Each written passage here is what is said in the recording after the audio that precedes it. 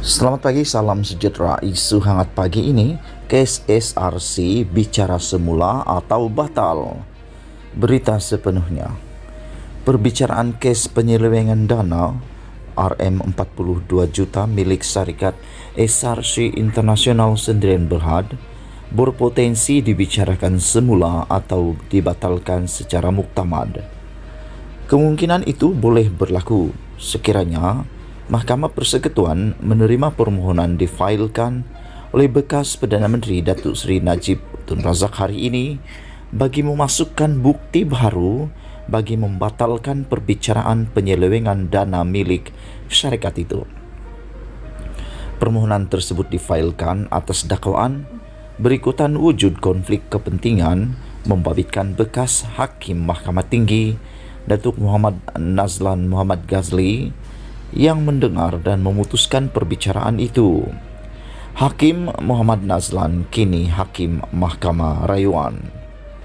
Peguam Bela Tan Sri Muhammad Safi Abdullah berkata, bukti baru yang ingin dikemukakan adalah fakta yang menunjukkan pada tahun 2006 Muhammad Nazlan adalah peguam dan setiausaha syarikat Maybank yang bertanggungjawab terhadap pengurusan dan pentadbiran semua jabatan undang-undang.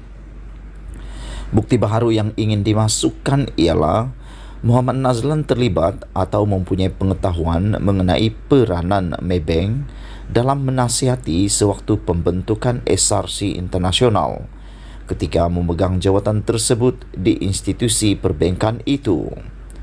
Muhammad Nazlan dengan sengaja gagal mendedahkan peranan atau penglibatannya atau pengetahuan tentang peranan pelaburan Maybank melalui Bina Fikir Sdn Bhd dalam penubuhan SRC. Muhammad Nazlan juga sebagai peguam dan setiausaha syarikat Maybank juga merupakan Ketua Perkhidmatan Korporat dan Perundangan. Dengan kedudukan ini, beliau pasti mempunyai pengetahuan secara tidak langsung tentang kemudahan pinjaman RM140 juta diberikan oleh Maybank kepada PPD Putra Perdana Development. Katanya kepada pemberita semasa sidang media di perkarangan Kompleks Mahkamah Kuala Lumpur hari ini. Dalam perbicaraan kes SRC Internasional sebelum ini, wang RM140 juta yang diselewengkan telah dilencongkan ke dalam akaun PPD sebelum dipindahkan ke akaun peribadi Najib. Berdasarkan penglibatan dan pengetahuan Hakim Muhammad Nazlan ketika bertugas di Maybank, Hakim terbabit sebenarnya berpotensi menjadi saksi dalam kes-kes yang dihadapi Najib. Hakim Muhammad Nazlan telah gagal mengabaikan atau tidak membuat pengisytiharan berhubung penglibatan, pengetahuan atau minat kepada pihak terlibat dalam kes ini, walaupun beliau mempunyai pengetahuan tentang penglibatannya dalam urusan pinjaman 1MDB. Selain maklum bahawa Najib sedang didakwa dan dibicarakan di mahkamah, berbeza yang mana beliau boleh menjadi saksi. Beliau juga sedar bahawa SRC pada satu masa dahulu dimiliki sepenuhnya oleh 1MDB dan kemudian dimiliki oleh secara langsung oleh MOFINC seperti kes 1MDB. Oleh itu, SRC dan 1MDB ialah syarikat bersekutu yang mempunyai pemegang saham yang sama, katanya. Dapatan Nazlan bahawa Najib mengawal penuh SRC Internasional bagi memenuhi kepentingan diri sendiri adalah tidak masuk akal dan tidak berasas, katanya. Sebelum ini, Mahkamah Persekutuan telah menetapkan 10 hari bermula 15 hingga 26 Ogos ini bagi pendengaran rayuan akhir bekas Perdana Menteri Datuk Seri Najib Tun Razak untuk menepikan hukuman penjara 12 tahun dan denda 210 juta dalam kes SRC Internasional Sdn Bhd. Pada 28 Julai 2020, Mahkamah Tinggi Kuala Lumpur mendapati Najib bersalah terhadap 7 tuduhan rasuah dan pengubahan wang haram, penyelewengan dana SRC berjumlah RM42 juta dan memerintahkan bekas Perdana Menteri itu dipenjara 12 tahun dan didenda sebanyak RM210 juta. Pada 8 Disember tahun lalu, panel 3 hakim Mahkamah Rayuan dipengerusikan Datuk Abdul Karim Abdul Jalil bersidang bersama-sama Datuk Hazzanat Mehat dan Datuk Wazir Alam Medin Merah sebulat suara menolak rayuan Najib untuk mengenepikan sabitan dan hukuman berkenaan. Keputusan sebulat suara itu dibuat selepas mendapati keputusan Hakim Mahkamah Tinggi Muhammad Nazlan Muhammad Ghazali adalah selamat dan tidak perlu diubah. Sekian isu hangat pagi ini. Jangan lupa tinggalkan komen anda. Sila tekan butang subscribe dan kita jumpa lagi. Bye-bye.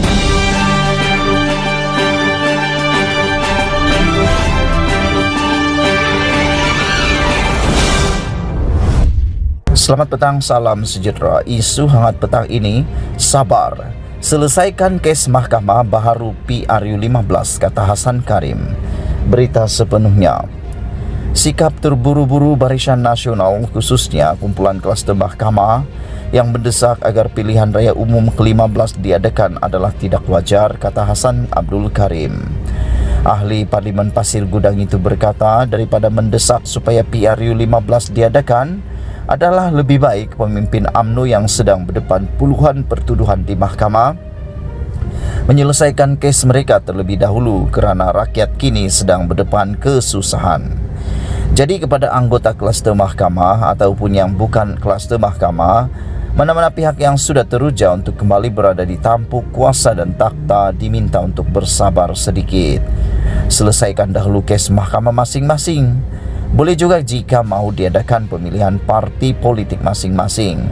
Kawal inflasi supaya tidak masuk ke tahap hyperinflasi sehingga rakyat biasa boleh mati, katanya dalam satu kenyataan. Pemimpin lama PKR itu berkata, kerajaan perlu mencari jalan menyelesaikan isu rakyat yang lebih utama seperti isu kesihatan dan inflasi daripada memikirkan mengadakan PRU15 semata-mata.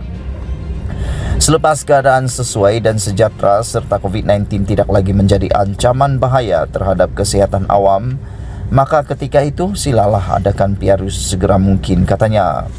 Dalam pada itu, Hasan yang juga bekas pengerusi PKR Johor berkata, pihaknya menyokong pendirian Perdana Menteri Datuk Seri Ismail Sabri Yaakob yang memberitahu beliau tidak boleh mendahului kuasa yang di Pertuan Agong dalam soal menentukan tarikh PRU15.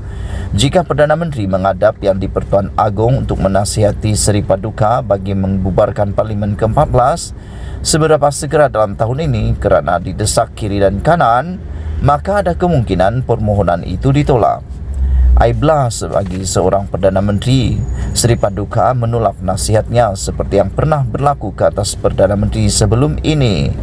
Itu mungkin sebab mengapa Ismail Sabri perlu berhati-hati supaya pisang tidak berbuah dua kali, katanya. Jelasnya sistem negara berlandaskan Raja Berperlembagaan dan Agong mempunyai kuasa untuk menolak nasihat Perdana Menteri untuk membubarkan Parlimen. Malaysia bukan negara kuasa rakyat sepenuhnya, sebaliknya sistem Raja Berperlembagaan masih berfungsi. Seri Paduka boleh menolak nasihat Perdana Menteri di bawah perkara 40 dalam kurungan 2 kurungan B, iaitu menggunakan budi bicara untuk tidak memberi izin terhadap permohonan pembubaran Parlimen terlalu awal dari tarikh yang wajar dan sepatutnya, jelasnya. Terdahulu semasa konvensyen Barisan Nasional BN baru-baru ini, pemimpin utama BN sekali lagi memberi isyarat secara tidak langsung yang mahu Ismail Sabri menyegerakan PRU15. Ismail Sabri pula membalas tidak akan melambatkan PRU15 walau sesaat apabila tiba masanya nanti. Sekian isu hangat petang ini. Jangan lupa tinggalkan komen anda, tekan butang subscribe. Bye-bye.